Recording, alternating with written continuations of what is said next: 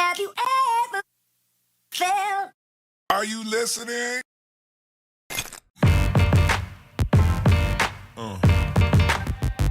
Breakthrough Media. Truth always wins out in the end because it outlives falsehood.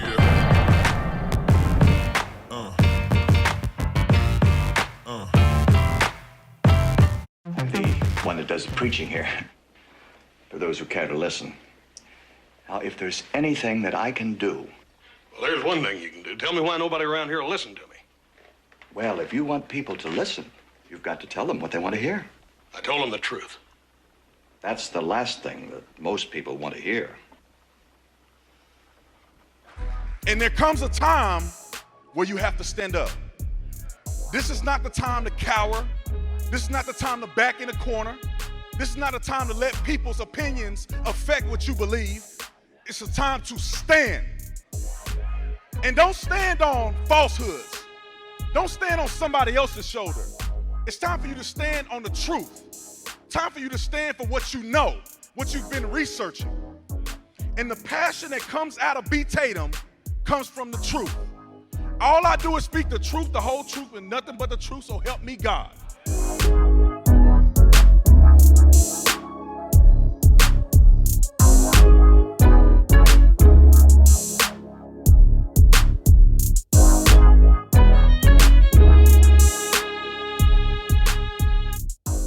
Hannity, big breaking and perhaps hopefully game-changing news tonight. The red tape has been cut. The FDA is acting. The president is acting, all at unprecedented speed. And America's top scientists, medical researchers, doctors are now working around the clock on new major breakthrough ways to treat the coronavirus, actually using medicines that are FDA approved and already in use.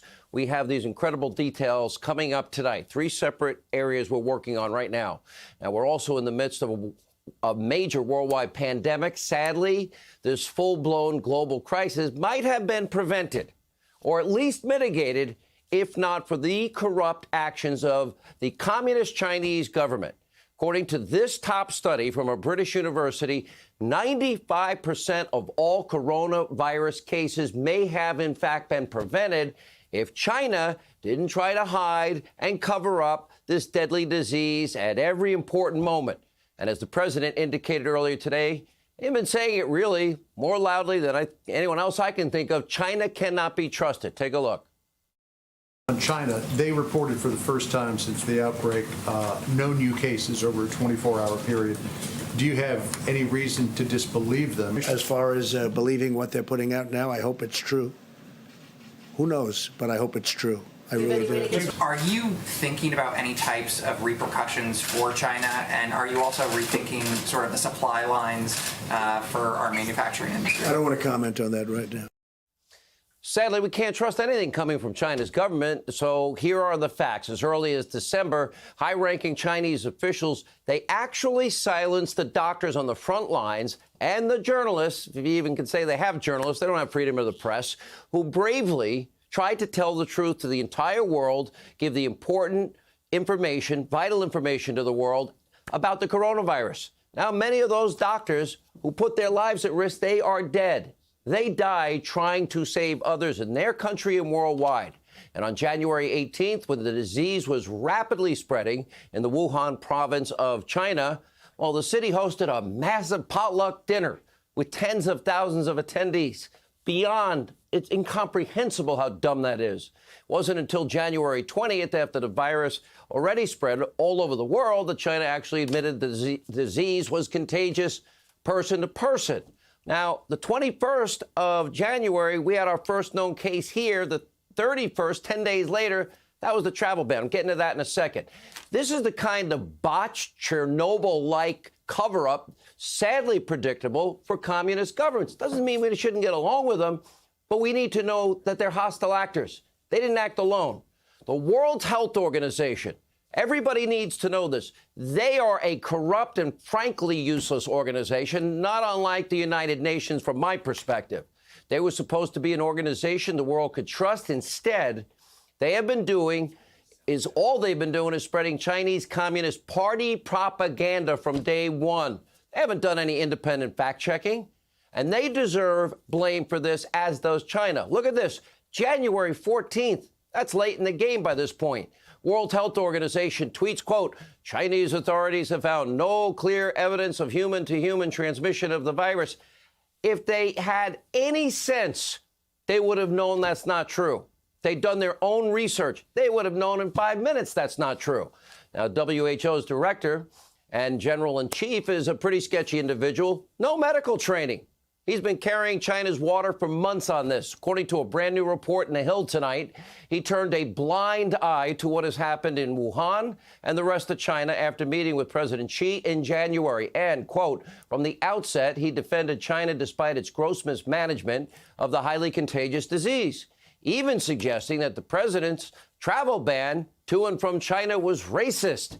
That one decision, history will bear this out.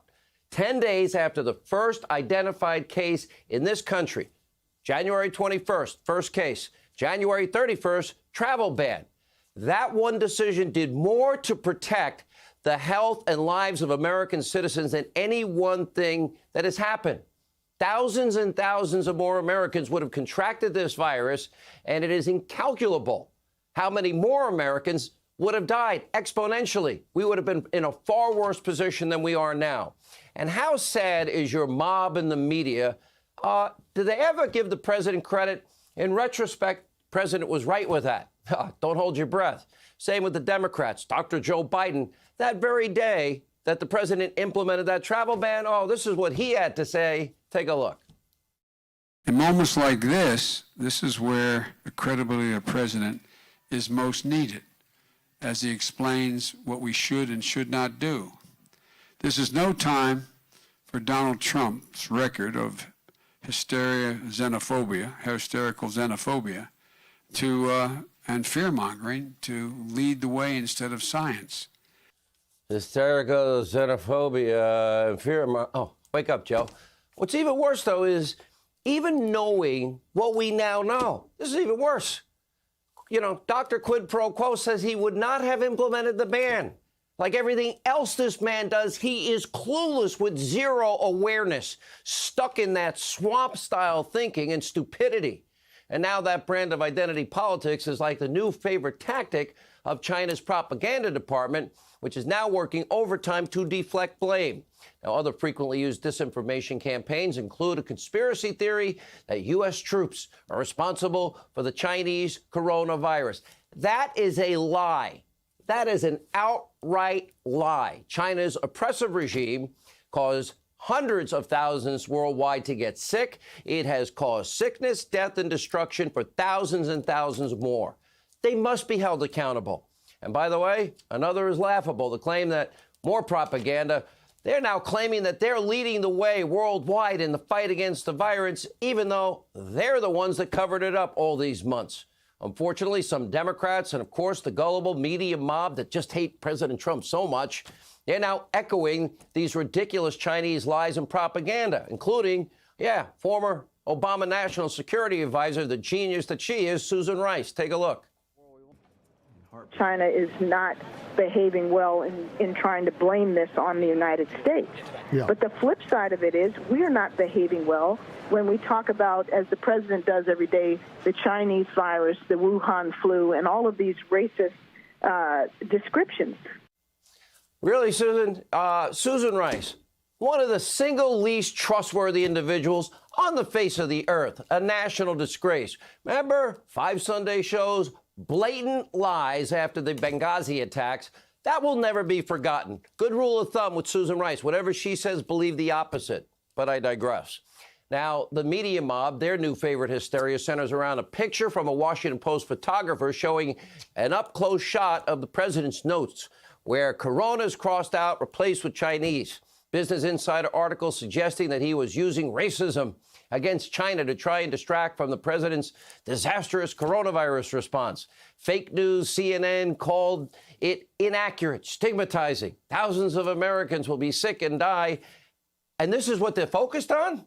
Really? Because we have all sorts of diseases. We laid them out last night, named after the location where they are discovered. More lying to their viewers because, of course, their agenda is to hate the president.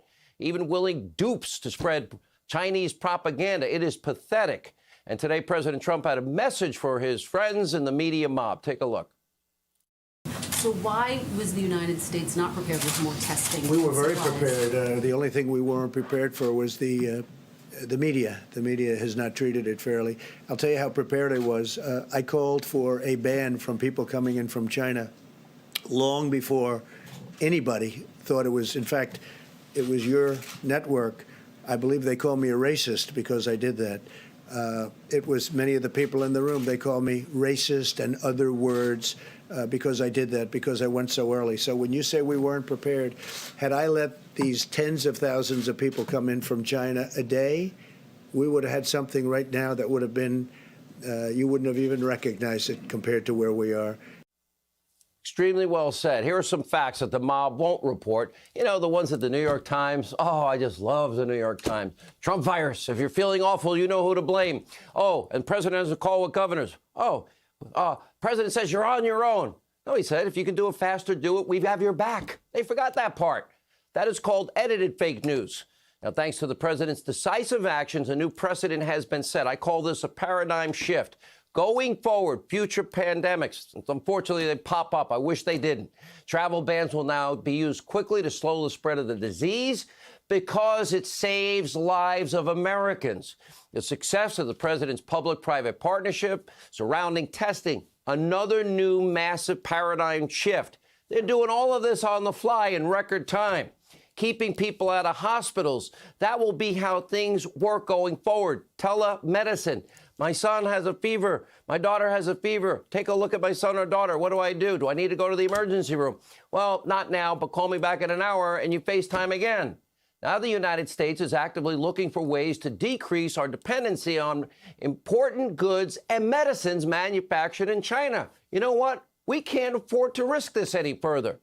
Now, the person has been warning us about China, that one person for the longest time, President Trump. He's been right all along.